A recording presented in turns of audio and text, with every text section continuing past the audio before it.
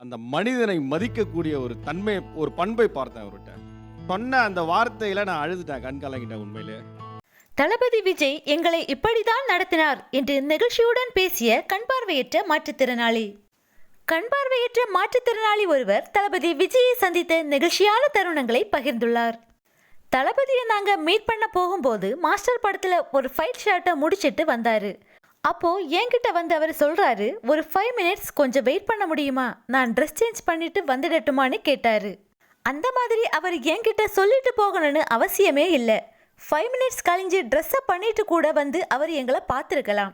ஆனால் அவர் கொஞ்சம் வெயிட் பண்ண முடியுமா ப்ளீஸ்னு எங்ககிட்ட பெர்மிஷன் கேட்டுட்டு போனாரு. அப்போ அவரோட அந்த மனிதனை மதிக்கக்கூடிய ஒரு பண்பை பார்த்தேன். அவர் என்கிட்ட அப்படி சொன்ன அந்த வார்த்தையிலேயே நான் கண் கலங்கிட்டேன். என்னையும் என்னோட மனைவியையும் கையை பிடிச்சி அவர் கெரவனுக்குள்ளே கூட்டிட்டு போயிட்டு அவருக்கு நிகராக வச்சுக்கிட்டாரு.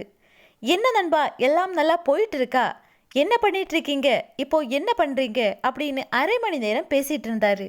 அந்த அரை மணி நேரம் என் வாழ்நாளில் கிடைத்த மிகப்பெரிய பாக்கியமாக கருதுறேன். வேலாயுதம் படத்தில் ஒரு வசனம் அழகாக சொல்லியிருப்பாரு, கண்ணால் பார்க்குற உலகத்தை விட மனசால பார்க்குற உலகம் ரொம்ப அழகானது அப்படின்னு. அவரை பார்த்த அந்த அரை மணி நேரம் அரை வினாடி மாதிரி போயிடுச்சு என்று தளபதியை சந்தித்த தருணத்தை அழகாக விவரித்திருக்கிறார் அந்த மாற்றுத்திறனாளி.